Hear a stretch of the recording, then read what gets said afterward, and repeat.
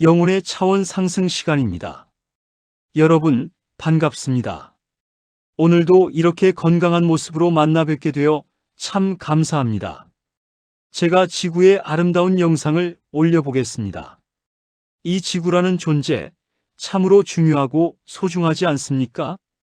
오늘 첫 번째로 나눌 이야기는 바로 지구가 인간의 영혼을 인수받았다는 내용입니다. 우리가 지금 이렇게 몸을 입고 살아가는 인간의 영혼, 과연 어디서 왔으며 어떻게 이 땅에 오게 되었을까요? 바로 영계로부터 인수를 받은 것입니다. 본래 우리의 영혼은 영계에서 하나의 영계세포로 존재했습니다. 무수한 영의 다세포 중 하나였지요. 그런데 그 세포가 스스로를 낮추었습니다. 왜 낮아졌을까요? 바로 영계 전체를 차원 상승시키기 위해서입니다. 이내 영계 우주에 살고 있는 모든 영혼에게는 영계를 차원 상승시켜야 하는 고유한 사명이 있습니다. 저나 여러분이나 바로 그 사명 하나를 가슴에 품고 이 지구라는 땅에 온 것입니다. 그런데 우리가 지구에 오기 전에 우리 지구 어머니가 영계의 일원으로서 우리 인간의 영혼을 받아들여 주셨습니다. 왜 받아들였을까요? 인간을 차원 상승시켜서 마침내 우주의 꽃으로 피워내기 위해서입니다. 지구 어머니는 인간만 받아들인 것이 아닙니다. 동물, 식물, 미생물에 이르기까지 이 지구에 태어나는 모든 생명체를 다 받아들인 것입니다. 그렇게 해서 만물이 깨닫게 만드는 것이지요. 지구 어머니가 선택한 가장 강력한 깨달음의 방법이 무엇이었느냐? 바로 먹이 사슬입니다. 천적을 두어 잡아먹고 잡아먹히는 아픔 속에서 깨달음을 얻으라는 뜻입니다. 만물이 다 차원 상승하여 완성되면 이 땅에서 천적과 먹이 사슬은 마침내 사라지게 됩니다. 식물은 동물의 먹이가 되며 몸을 희생하고 동물은 다시 인간에게 최종적으로 희생을 드립니다. 인간이 왜 만물의 영장인 줄 아십니까? 만물의 최종적인 희생을 한 몸에 받고 있기 때문입니다.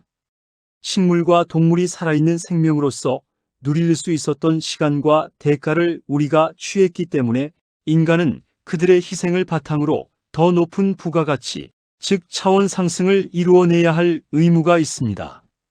먹이사슬을 통한 이 희생의 고리는 결국 인간에게 깨달음을 주기 위한 지구 어머니의 거대한 장치였습니다. 깨달음의 최상 경지가 무엇입니까? 바로 내 이웃을 내 몸과 같이 사랑하라입니다. 그런데 오늘날 인간들은 깨달음으로 가기는커녕 인간이 인간을 잡아먹고 있습니다. 저 사람이 가져갈 몫을 내가 빼앗아 오고 남의 눈에 눈물 흘리게 하면서 내 욕심을 채우는 것, 그것이 바로 잡아먹는 행위입니다. 요즘 세상 사람들은 돈이 에너지가 맞다고들 이야기합니다. 하지만 영혼의 차원이 낮은 사람이 돈을 움켜쥐면 그 에너지는 일만 악의 뿌리가 되고 맙니다. 영혼의 차원이 높아진 사람이 돈을 써야 남을 베풀고 살리는 참된 에너지가 되는 법입니다. 지구 어머니가 우리에게 고통과 아픔을 겪게 하시는 것은 남의 아픔을 알고 하루빨리 깨달으라고 주시는 기회입니다. 그 깨달음을 위해 지구 어머니는 거대 고차원 에너지의 결합과 분리를 거쳐 태초부터 수많은 영혼을 인수받아 품어오셨습니다. 식물도, 동물도, 물도 모두 영혼이 있습니다.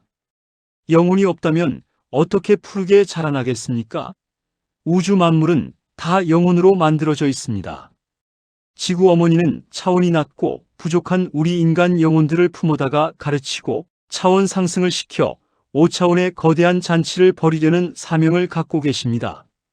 영계의 한 세포였던 우리에게 지구 어머니는 몸이라는 옷을 입혀주셨습니다. 몸을 가져야 이웃과 부대끼며 깨달을 수 있기 때문입니다. 그런데 이 땅에 와서 깨닫지 못하고 그냥 죽음을 맞이하면 어떻게 될까요? 깨닫지 못하고 죽어서 또다시 윤회의 굴레로 들어가는 것은 자식을 일찍 잃은 부모처럼 지구 어머니의 가슴에 또 한 번 슬픔으로 묻히는 것입니다. 우리는 살아있을 때 바로 지금 깨달아야 합니다. 여기서 깨달으면 5차원 세계의 잔치, 즉 새 하늘과 새 땅에서 살게 됩니다. 종교의 기복적인 교리에 갇혀 4차원 수준에 머물러 있으면 안 됩니다. 신에게 달라고 기도만 하는 낮은 차원에서 벗어나야 합니다. 인간의 영혼이 차원 상승하여 부부가 사랑하고 이웃이 사랑하고 인류가 하나 되는 평화의 세계, 그것이 바로 새 하늘과 새 땅입니다. 행동으로 옮기지 않으면 소용이 없습니다. 부엌에 소금도 넣어야 짜다는 말처럼 지금 당장 내 이웃을 사랑하는 행동을 실천해야 합니다. 이제 두 번째 이야기로 넘어가 보겠습니다. 그렇다면 우리가 이 땅에 태어나 살아가는 진짜 목적은 무엇일까요? 오늘 강론의 핵심, 바로 영혼을 상승시키는 것이 필생의 사업이다라는 점입니다. 우리가 이 땅에 태어난 것이 그저 밥 먹고 돈 벌고 적당히 살다 죽기 위해서겠습니까? 그건 짐승과 다를 바가 없습니다. 우리는 이 땅에 사업을 하러 나왔습니다. 세상에 돈 버는 사업이 아니라 내 영혼이 어디서 와서 어떻게 성화되어 돌아갈 것인가를 깨닫고 실천하는 영혼의 사업입니다. 육신을 가지고 있는 바로 지금 우리는 성화되어야 합니다. 그런데 다들 먹고 사는 물리적 생활에 바쁘다 보니 욕심이 생기고 영적인 사명을 까맣게 잊어버립니다. 아기는 태어나기 전에 영계에서 미완성된 영혼이었습니다. 3차원 세상에 내려가 깨달음을 완성하겠다는 결단을 내리고 아기로 태어난 것입니다.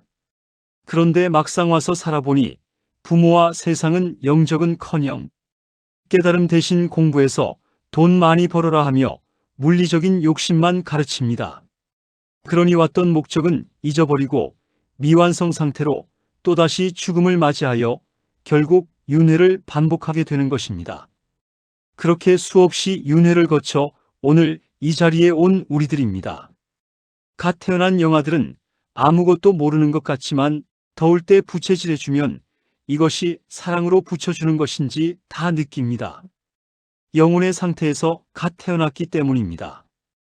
우리가 이 땅에 온 유일한 목적은 욕심을 비우고 내 이웃을 내 몸처럼 사랑하여 영혼의 완성을 이루는 것입니다. 이것이 바로 우리가 살아있는 동안 완수해야 할 필생의 사업입니다. 나만을 위해 쌓아두려는 욕심을 내려놓고 지금 당장 내 곁에 있는 이웃을 사랑해 보십시오. 내 영혼의 파동이 급격히 올라가고 살아가는 참된 기쁨을 느끼게 될 것입니다. 우리 모두 욕심을 비우고 사랑 덩어리가 되어 차원 상승하는 주인공들이 되기를 바랍니다. 감사합니다.